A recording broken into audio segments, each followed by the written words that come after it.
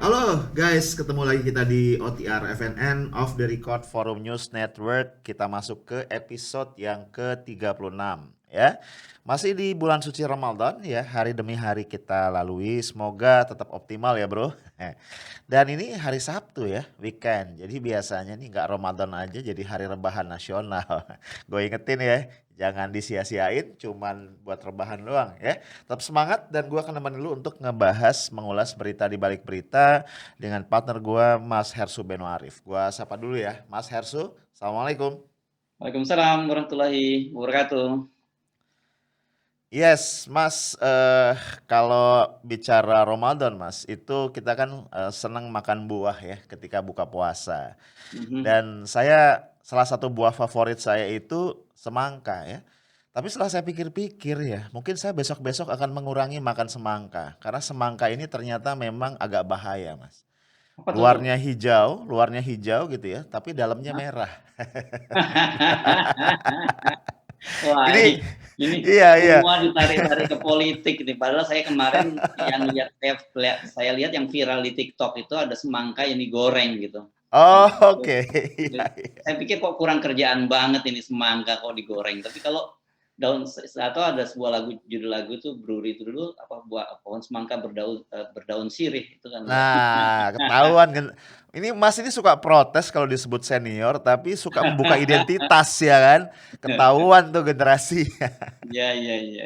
Iya Mas, kembali ke semangka merah dan hijau tadi ya. Ya ini saya ini pengen ngobrol sama Mas lanjutan nih ya. Ya. Bukan buku, kamu sejarah kita ya.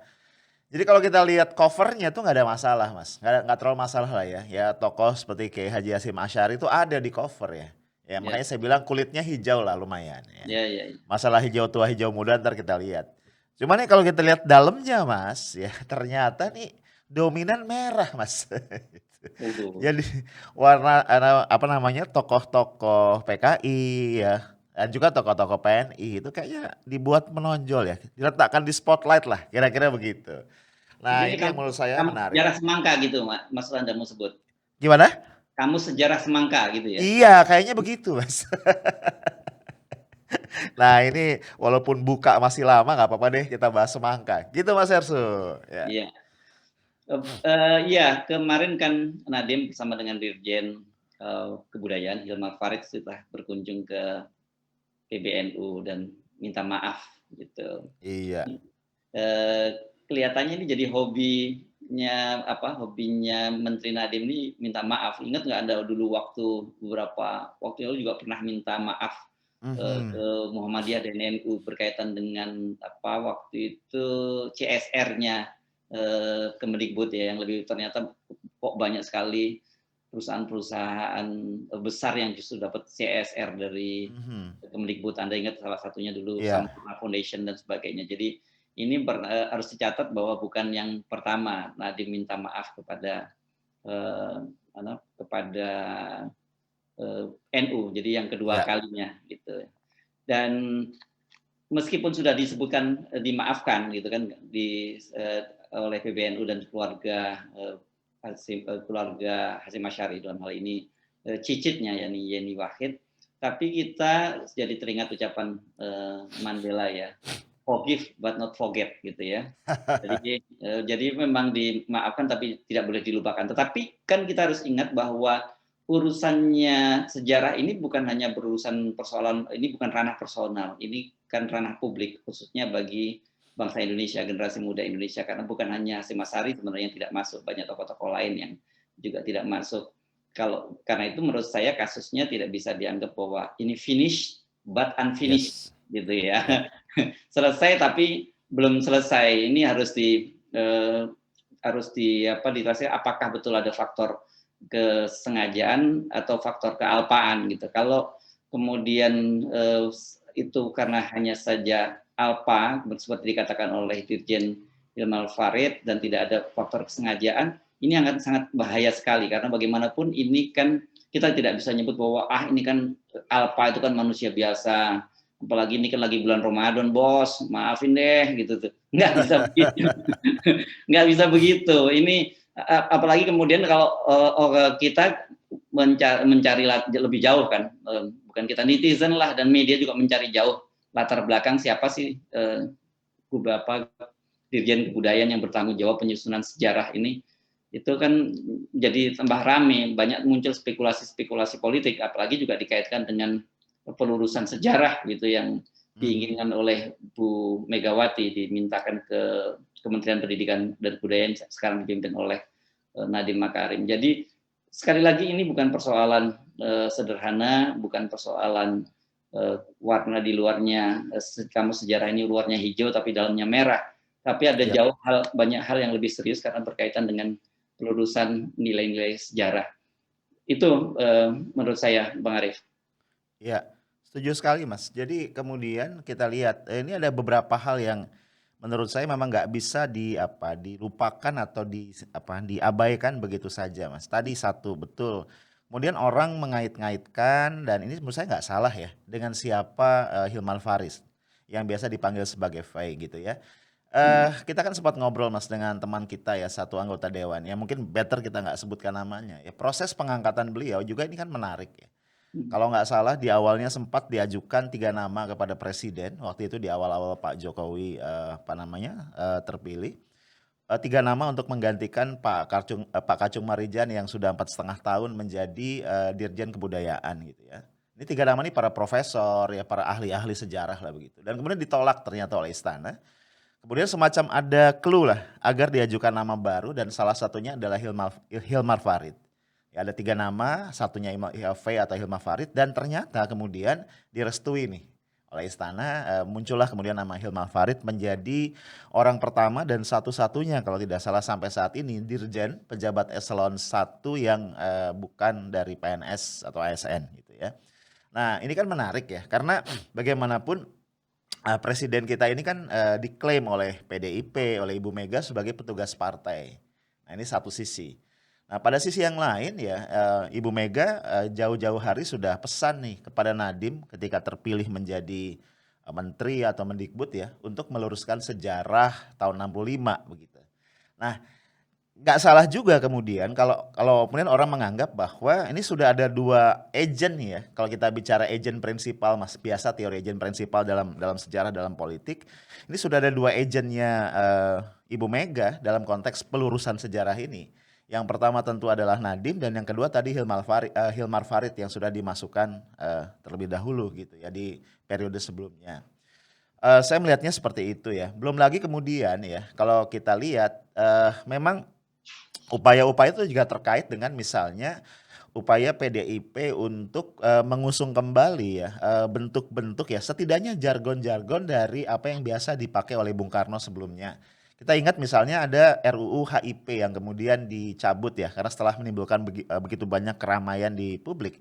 Di situ konsep seperti Trisila, Ekasila dan sebagainya itu kan kemudian diangkat kembali. Ya, hal-hal yang selama ini hanya terbatas ada di ADART PDIP itu ingin dimasukkan ke level negara.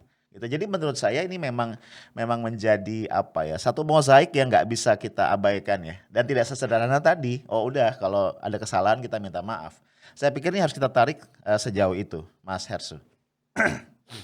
Um, Ya, memang ini tidak bisa lepas dari nama Hilmar Farid karena kita kemarin juga mendengar soal semacam sebenarnya semacam polemik tapi tidak cukup panjang antara Menko PMK Pak Muhadjir Effendi yang sebelumnya menjadi Menteri Pendidikan kan disebutkan bahwa Hilmar Farid kan rupanya dia pasang badan gitu untuk Nadiem yang menyebutkan bahwa kampus ini sudah disusun sejak tahun 2017, artinya itu bukan pada masa Nadiem.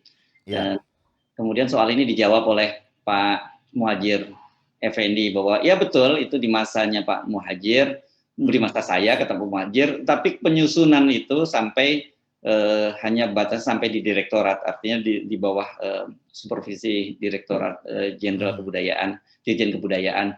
Dan pada waktu itu ada direktur sejarahnya, tapi katanya lembaga itu sudah dihapuskan. Tetapi yang saya menarik untuk ditelusuri lebih jauh juga ini kalau betul ini ada seorang sahabat sahabat lama wartawan Jawa Pos namanya Mas Ferry Ismirza menulis gitu ternyata dalam pertemuan di PBNU itu Nadiem menyampaikan kebohongan. Ini saya belum menemukan artikel konfirmasinya seperti apa, disebutkan bahwa Nadiem di situ juga mengklaim bahwa pertama bukan di masa dia, kedua dia sebagai bukti bahwa mereka tidak menghormati NU itu adalah dia mengklaim pada Diput sudah membuat museum Hasyim Asy'ari di Jombang, dan kemudian juga menerbitkan buku mengenai Hasyim Asy'ari. Tapi belakangan apakah ini ada kaitannya dengan itu, Pak Muhadjir Effendi justru yang kemudian menyatakan bahwa itu semua itu museum maupun buku Hasyim Asy'ari itu terbit pada masa dibuat dan terbit pada masanya Pak Muhadjir Effendi.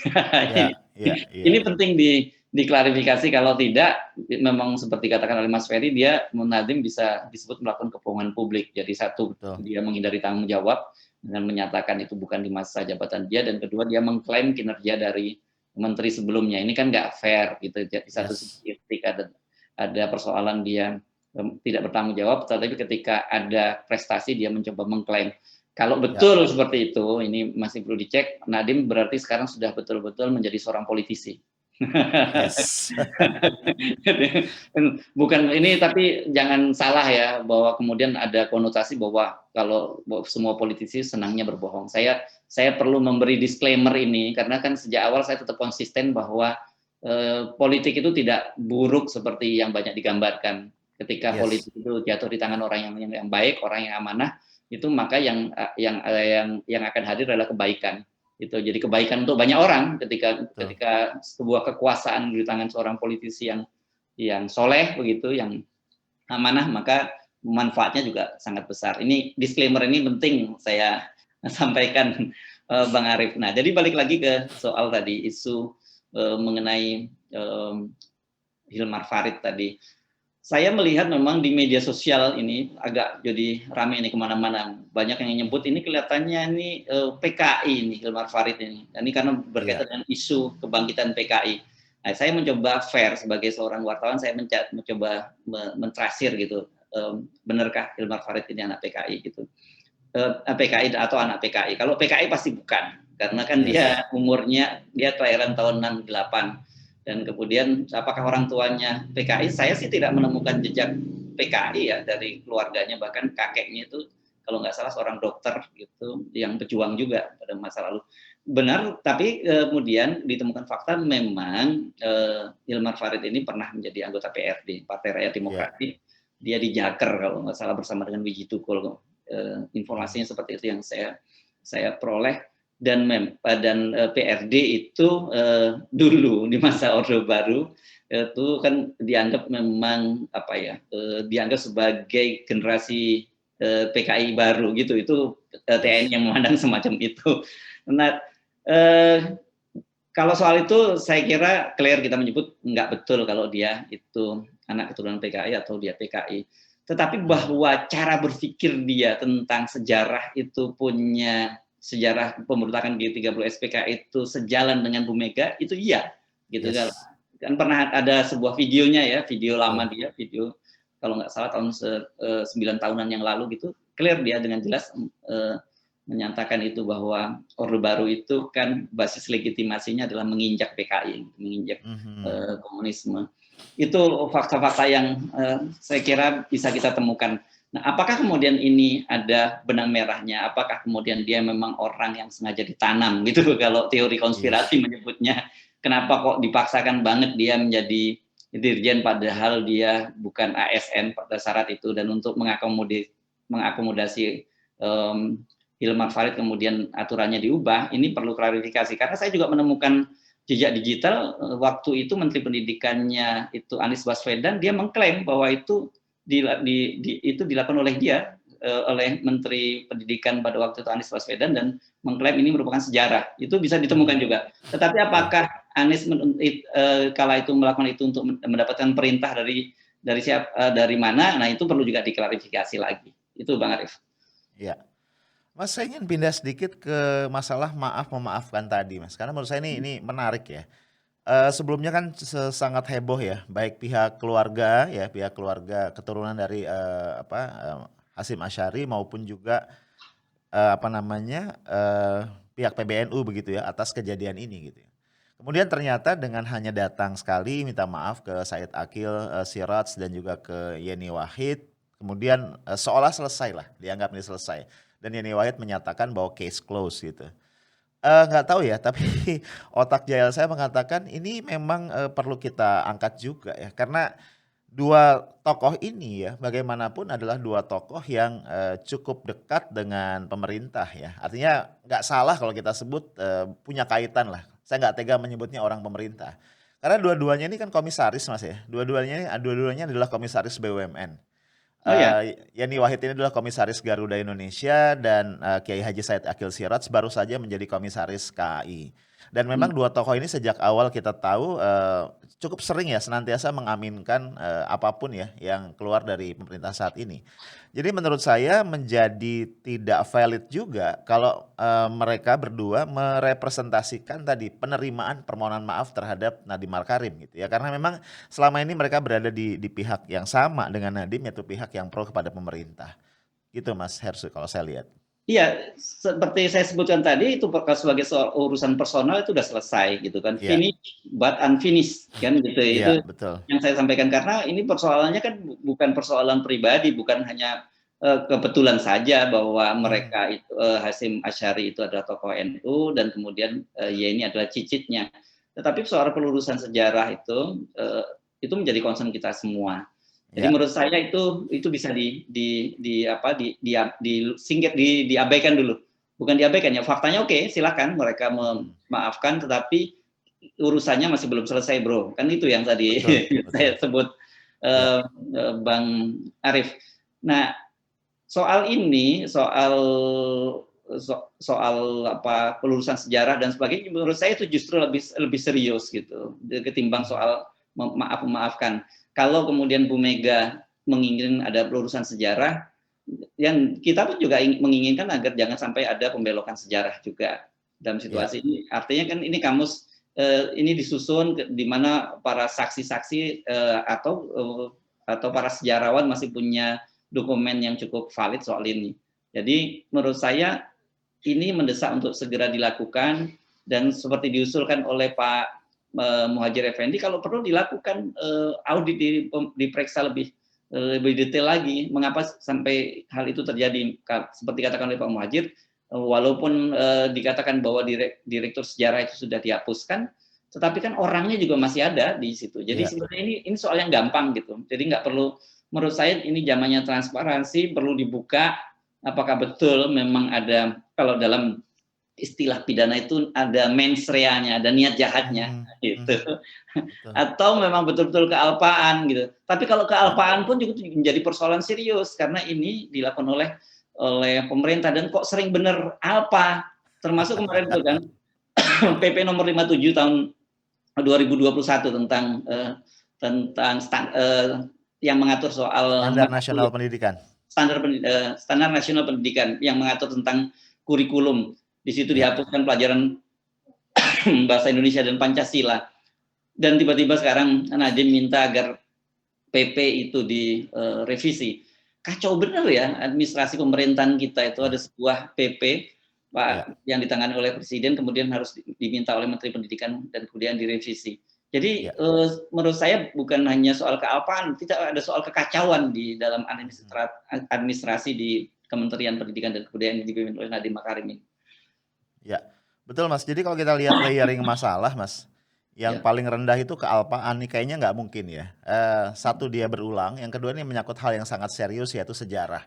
Ya saya nggak kebayang ya, emang timnya itu seperti apa gitu ya, tim penyusunnya kok nama sepenting Hasyim Asy'ari hilang gitu ya. Apalagi isunya walaupun ini perlu kita cek juga ada banyak nama lain juga yang nama-nama tokoh-tokoh Islam yang nggak ada di situ begitu. Artinya ini kayaknya kalau kealpaan tidak mungkin. Jadi saya bayangkan ini yang paling ringan kemungkinannya adalah memang kekacauan dalam administrasi, Hmm. kekacauan dalam sistem kerja. Ini yang paling ringan. Tapi tadi bisa jadi sebenarnya lebih serius dari itu, Mas. Kalau kita melihat konsekuensi apa namanya konstelasi yang tadi kita diskusikan, ada mens rea-nya tadi nih, ada niat jahat ya untuk memang membelokkan sejarah. Nah, saya ingin membahas kemungkinan yang ketiga ini. Ini sangat sangat mungkin karena kalau kita lihat sejarah itu kan dalam bahasa Inggris history ya Mas ya. History itu berarti history kan, Ya. story dari para pemenang, kira-kira Iya, begitu. iya. Dan setiap era ada pemenangnya gitu kan. Kemudian mereka ingin menuliskan sejarahnya sendiri. Dan Ya. by logic pasti sejarah itu akan pro kepada si pemenang kan, akan mengglorifikasi pemenangnya. Nah sebenarnya kita nggak keberatan mas, ini fakta ya, ini adalah satu hal yang natural. Selama itu balance ya, selama didukung fakta data dan selama dalam batas-batas toleransi yang masih masuk akal. Karena sejarah tidak mungkin seakurat itu juga. Karena Hmm. kalau kita bicara di ilmu sejarah, faktor subjektivitas manusia, aktor-aktor sejarah itu sangat penting karena sejarah penuh dengan interpretasi. Nah, di situ persoalannya menurut saya. Nah, kenapa kita concern di sini? Karena bagaimanapun kalau kita lihat sejarah itu kan kemudian membangun identitas ya Mas ya. Jadi apa yang terjadi pada masa lalu yang dipahami oleh bangsa itu dari generasi ke generasi akan membangun identitasnya di masa depan. Kira-kira begitu. Nah, sehingga menjadi berbahaya memang ketika sejarah budaya itu ditempatkan dalam satu kementerian atau departemen yang dipimpin oleh seorang menteri yang dengan bangga mengakui bahwa dia nggak ngerti sejarah. Nah, saya pikir jadi persoalan gitu ya. Karena Mas Menteri kan mengatakan, saya memang tidak tahu masa lalu, means tidak tahu sejarah, tapi saya mengerti masa depan. Oke, dia mengerti masa depan. But the biggest questionnya adalah masa depan seperti apa yang Anda ingin bangun Mas Menteri ketika Anda tidak berpijak pada sejarah.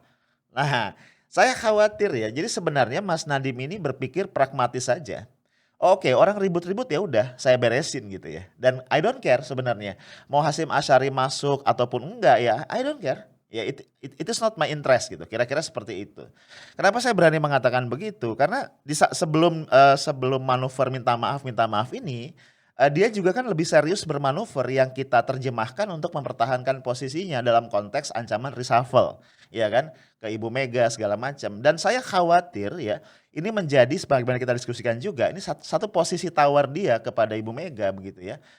Dengan dia diamankan di reshuffle, tidak kena reshuffle, maka kemudian dia juga akan mengamankan ya salah satu kepentingan Ibu Mega yaitu tadi so called meluruskan sejarah. Kira-kira gitu Mas Herso. Ya. Ya, saya menyebutnya itu sebagai barter politik. Yes. Jadi konten saya baginya sebagai barter politik. Tapi gini, supaya lebih apa ya, kita sensitif terhadap perspektif gender. Nah, ini penting Iya. juga dan lebih faktual. Saya kira ini bukan history tapi her story. Oke, Karena oke. ini kan berkaitan dengan Ibu Mega. Yes, oke benar Ya, benar. jadi her story bukan hanya ini persoalannya bukan history.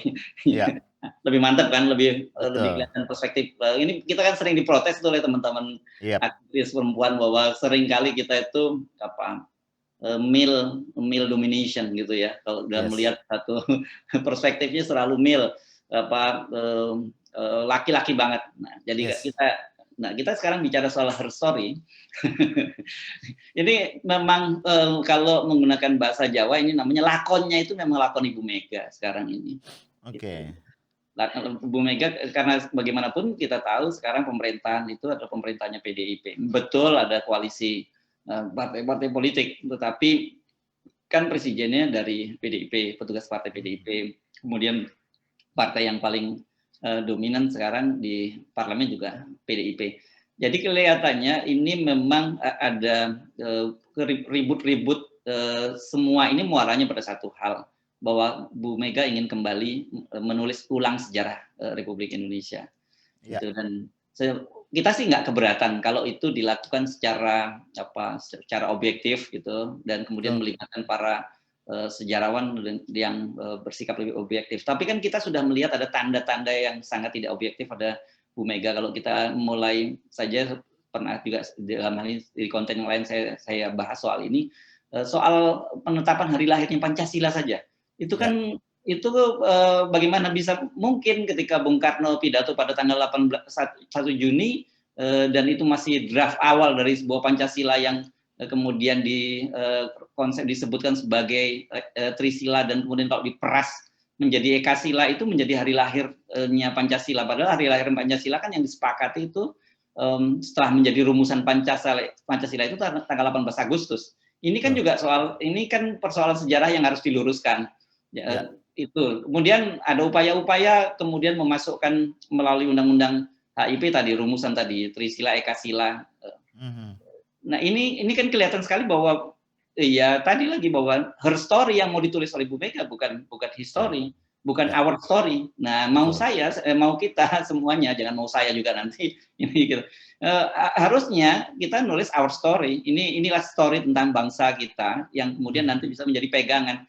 Eh, Letakkan persoalan baik buruk, biarkan sejarah yang mengadili. Dan saya kira sampai sekarang itu lepas apapun yang dilakukan oleh Bung Karno, saya kira kita semua bangsa Indonesia itu mengakui peran besar beliau gitu Ya, sebagai proklamator bersama dengan Bung Hatta itu sudah selesai.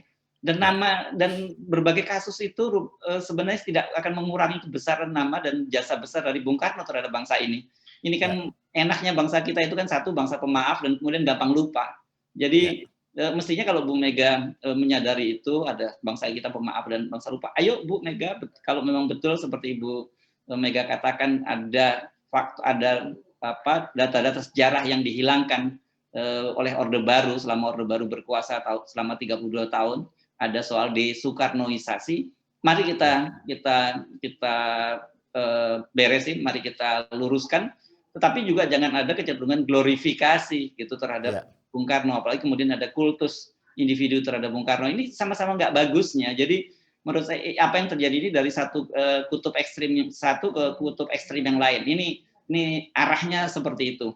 Jadi saya juga minta pada publik, para viewer kita harus bersikap lebih objektif dan adil terhadap sejarah, terutama para tokoh-tokoh yang berjasa terhadap bangsa ini. Orang seperti Soekarno, orang seperti Bung Hatta, Natsir, Syahrir, dan banyak nama tokoh-tokoh pergerakan pejuang kemerdekaan lain. Mari kita tempatkan pada proporsi, pada tempat yang betul, bahwa mereka tempat yang tepat. Mereka ini adalah tokoh-tokoh yang berjasa terhadap bangsa Indonesia ini, terlepas dari berbagai kesalahan-kesalahan personal mereka. Nah, tadi kan Anda menyatakan kan manusia ini tetap tempatnya khilaf dan lupa gitu. ya. Jadi kan tadi kalau kita ngomong soal lupa, memang nggak ada hukumnya. Karena yang nggak ada hukumnya itu satu orang yang lupa, orang yang tertidur, dan kemudian orang gila. Kan nggak, mereka jangan sampai mereka digila, mereka kayak nggak lupa, tapi mereka juga nggak lagi tidur. Kalau gitu mereka sedang gila sekarang. Ini kan bahaya kalau kita sampai Ya, kesimpulan seperti itu. betul, betul. Setuju, Mas. Jadi kalau kita lihat memang kan kalau kita bicara sejarah tadi ya, saya ingin teruskan sedikit kan memang dia adalah akar dari identitas begitu ya. Dan di situ saya sangat percaya bahwa bangsa yang besar itu bangsa yang memang melihat sejarahnya secara berusaha untuk objektif dalam melihat sejarahnya gitu. Tapi memang ada challenge di situ, Mas. Karena ada Hume yang mengatakan we see what we are supposed to see. Kita cuman bisa melihat, kita cuman bisa menangkap apa yang pengen kita lihat dengan frame awal kita. Dan nampaknya ini harus kita ingatkan kepada Ibu Mega dan orang-orang yang memang sangat kagum pada Bung Karno ya. Kita ingin yakinkan mereka bahwa bangsa ini tidak akan pernah melupakan Soekarno dan apapun yang terjadi tadi, peran Bung Karno ini tidak akan pernah bisa dikecilkan sama sekali. Tidak akan itu. Betul. Kita garansi Nah, tidak akan itu. betul. Nah, itu harus kita garansi karena artinya gini, kalau kita ingin bicara Bung Karno, kita harus bicara lengkap juga ya. Bahwa Bung Karno mengangkat Nasakom gitu ya, artinya punya ide tentang Nasakom itu harus dibicarakan. Bahwa Bung Karno kemudian mendepak Masyumi, memberangus Masyumi, bahwa Bung Karno kemudian juga membubarkan HMI misalnya, itu juga harus kita tempatkan pada fakta sejarah. Jadi nggak boleh juga kemudian ketika bicara satu tokoh kita kemudian mengamplifikasi hal-hal baik yang sesuai dengan selera kita dan kemudian kita menutup hal-hal buruk yang berkaitan dengan tokoh tadi karena sekali lagi sejarahnya sudah selesai dan tokoh-tokoh tadi sudah memberikan kontribusi terbaik bagi bangsa. Ya, ini kalau joknya, kalau nggak begitu kan nggak akan ada Bandara Soekarno-Hatta kan gitu ya. Nama beliau ada di situ. Karena sering Mas, sebenarnya menurut saya yang harusnya lebih protes itu adalah keluarga Bung Hatta ya menurut saya. Karena seringkali peran Bung Hatta ini tertutup ya sebenarnya oleh peran Bung Karno. Karena saya yakin ya Indonesia tidak akan seperti hari ini kalau cuman Soekarno Mas. Saya yakin ini menjadi Indonesia yang kita kenal hari ini ya, Indonesia yang kita jalani hari ini karena Soekarno Hatta adalah Dwi Tunggal yang demikian kokoh pada masanya. Jadi menurut saya kembali objektivitas kita menjadi penting dan juga kemauan kita, kesediaan kita untuk lebih rendah hati dalam melihat sejarah ya, apa adanya itu juga jadi penting. Gitu Mas Harso. Ya, clear memang tadi Anda menyatakan bahwa ada sejarahnya Bung Karno membubarkan HMI, membubarkan Masyumi dan PSI. Ya, Kalau kalau Masumi kan, kalau HMI kan memang rencananya mau dibubarkan, tapi kan justru ditentang, justru oleh ya, Menteri Agama dari NU yang menentang itu. betul. Ini jadi, soal-soal begini menurut saya nggak usah baper lah, itu bagian Betul. dari masa lalu, yang mesti kita kita sama-sama ketahui, dan kemudian sekali lagi itu tidak sedikit pun tidak berpengaruh terhadap reputasi Bung Karno sebagai seorang proklamator, tidak Ya, berpengaruh terhadap Bung Karno sebagai sebagai tokoh bangsa yang mempersatukan bangsa ini. Dan saya meskipun kita tidak pernah mengalami masa Bung Karno ya, artinya kita masih pada masa Bung Karno, ini kan masih kecil saya ya, ketika ya masih balita yang nggak ngerti apa-apa. Tapi sampai sekarang saya selalu ketika nggak usah melihat pidatonya Bung Karno, saya memandang foto Bung Karno itu saja itu saya selalu kagum tuh. Ini keren banget ini orang ya pada semasa itu, dan ya, saya merasa kalau saya hidup pada zaman Bung Karno pasti saya bangga sekali menjadi seorang rakyat Indonesia punya presiden yang luar biasa, bukan hanya charming tapi orator, dan kemudian bisa tampil di forum-forum internasional dengan gagah sekali ya. mhm, mhm. Ini keren banget memang Bung Karno itu. Ini menurut saya itu udah clear, dan kita bangga ada para pemimpin bangsa termasuk juga Pak Harto gitu, dengan catatan kita terhadap Pak Harto, dengan segala macam kekurangannya Pak Harto, ya kita juga tetap pernah bangga punya presiden seperti Pak Harto atau Ya, Gus Dur dan sebagainya itu. Jadi kalau saya sepakat dengan prinsip yang selama ini sering dipakai oleh Pak Harto, itu prinsip orang Jawa yang mikul dur mendem jero gitu ya. Itu mhm, artinya menjunjung tinggi orang atau para senior, para tokoh-tokoh kita, dan mari kita tutup dalam kesalahan-kesalahannya. Tapi bukan untuk dilupakan, untuk dimaafkan tapi tidak untuk dilupakan. Tapi nggak perlu diungkit-ungkit lagi, karena ya, kalau kemudian sekarang Bu Mega ada mencoba membangkitkan glorifikasi terhadap Bung Karno, akan ada kontra narasi, dan itu yang ya, terjadi. Dan kalau sudah begini, yang terjadi adalah kita tidak pernah akan menatap ke depan, karena kita selalu bertengkar dengan masa lalu kita. Ini juga nggak betul. bagus juga kalau terus-terusan kita Ya, bertengkar tentang masa lalu kita. Masa lalu harusnya sudah clear. Saya sepakat kita harus melihat ke masa depan. ya. Oleh karena itu Mas, kalaupun kita ingin tadi mengangkat kembali seorang tokoh, menurut saya kita tidak boleh terpaku pada hal-hal yang sifatnya artifisial Mas. Karena selama ini kita berantem dalam hal-hal yang artifisial tadi ya, memaksakan hari lahir Pancasila dan seterusnya, itu menurut saya hal artifisial. Misalnya contoh begini Mas, kalau kita bicara Bung Karno kan yang mengagumkan dari sosok Bung Karno itu bukan cuman gaya dia berorasi, tapi beberapa dari ajarannya ya. Misalnya, Bung Karno bicara tentang Trisakti, ya kedaulatan politik, berdikari secara ekonomi, kemudian juga berkepribadian dalam kebudayaan. Nah, ini kan yang dikritik oleh beberapa beberapa pengamat gitu ya. Karena sekarang Pak Jokowi, presiden yang notabene dari PDIP, diusung PDIP, yang konon kabarnya mengangkat ajaran-ajaran Bung Karno, itu punya indikasi nggak sesuai nih ya dengan ajaran dasar ini. Harusnya kan kita berdebat dalam hal-hal yang lebih substantif seperti itu. Kalau Bung Karno misalnya mengangkat ajaran Marhaenisme misalnya, yang sangat pro kepada rakyat kecil, kaum duafa gitu ya. Tapi kenapa ekonomi kita sangat pro pada pelaku-pelaku bisnis besar ya? Bahkan dalam situasi yang sangat kritis seperti pandemi ini, justru bisnis-bisnis besar yang mendapatkan banyak privilege dari pemerintah, sementara rakyat kecil semakin berat ya kondisinya. Nah, menurut saya perdebatan di situ jauh lebih produktif sebenarnya ketika kita bicara sosok selevel Bung Karno ketimbang tadi glorifikasi yang sifatnya simbolik dan punya tujuan-tujuan politis di belakang itu, yang itu sama sekali sebenarnya tidak ada urusan Nah, dengan nasib ya. rakyat banyak. Itu yang saya khawatirkan. Ini jangan-jangan ini hanya digunakan untuk tadi glorifikasi, ini tujuannya untuk kepentingan politik, itu yang Ya, politik pragmatis saat ini. Itu ya, kan sangat berbahaya. Kenapa? Karena Bung Karno itu mau tidak mau harus diakui oleh mereka bahwa itu bukan milik keluarga Bung Karno. Bung Karno itu sudah mhm, menjadi milik bangsa ini. Jadi ya, sayang sekali kalau kemudian Bung Karno itu peran-perannya gitu diminimais hanya menjadi kepentingan politik sesaat karena berkaitan dengan ya, kekuasaan. Itu menurut saya sangat disayangkan. ya, betul Mas. Jadi kita menghimbau nih kepada Bu Mega ya, kita tidak pernah punya masalah ya, artinya gini, seperti yang tadi kita katakan berkali-kali disclaimer-nya, bangsa ini sudah dengan sangat terang, clear menempatkan Bung Karno dalam posisi yang sangat-sangat terhormat dan sekarang saatnya ya kita mengambil dari Bung Karno sebagaimana kita mengambil juga daripada pemimpin-pemimpin yang lalu adalah saripati atau intisari dari prinsip-prinsip yang mereka sudah torehkan di dalam perjalanan bangsa. Kira-kira gitu, Mas Hersu. Ya, ini deh, saya mau memberikan semacam testimoni yang ini masih saya ingat di masa kecil saya. Kalau nggak salah, seingat saya itu ketika Bung Karno meninggal dunia, wafat itu kan tahun 71 ya. Sehingga saya masih kecil pada waktu itu dan kami itu mendengar beritanya di keluarga kami itu melalui sebuah radio. Itu radio kecil dulu, orang menyebutnya sebagai radio Cawang. Karena diproduksi di daerah Cawang itu. Dan ayah dan ibu saya itu menangis.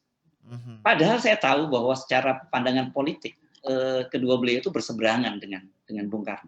Tetapi bayangkan itu luar biasa. Jadi saya kemudian sekarang ini mengenang dengan indah ya bagaimana para orang-orang tua kita dulu bisa menempatkan urusan personal dengan urusan politik itu pada tempatnya masing-masing gitu.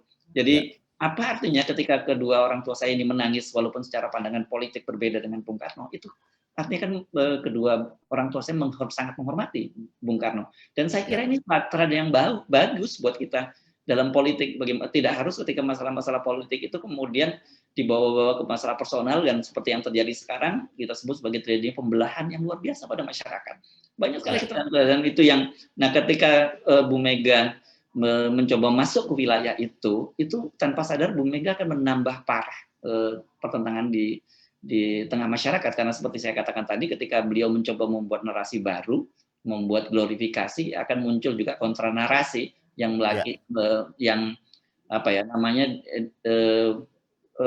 mencoba kalau ada glorifikasi ada the glory gitu. Itu yang harus disadari, Bang Arif. Betul. Setuju. Baik. Mas Hersu, kita tampaknya tiba nih di penghujung ya. Ini salah satu episode kita yang cukup panjang, tapi memang yang kita bahas ini luar biasa karena sekali lagi kita nggak bisa main-main ya mengabaikan sejarah karena di balik sejarah itulah identitas kita di masa depan dibangun. Guys, itu ujung obrolan gue sama Mas Hersu ya. Tapi nanti kita akan terusin lagi ya dengan berita-berita lain. Kita senantiasa membaca berita di balik berita. Hanya saja yang penting kalau Bung Karno mengatakan jas merah jangan sekali-kali melupakan sejarah. It is truly benar banget ya. Itu benar banget. Kenapa? Sekali lagi kita nggak mungkin menjadi kita hari ini tanpa memahami bagaimana kita sebagai bangsa di masa lalu. Dan kita tidak mungkin punya masa depan kalau kita gagal memahami kita di masa kini dan di masa yang sebelumnya. Itu aja, kita ketemu lagi nanti. Assalamualaikum warahmatullahi wabarakatuh. Waalaikumsalam warahmatullahi wabarakatuh.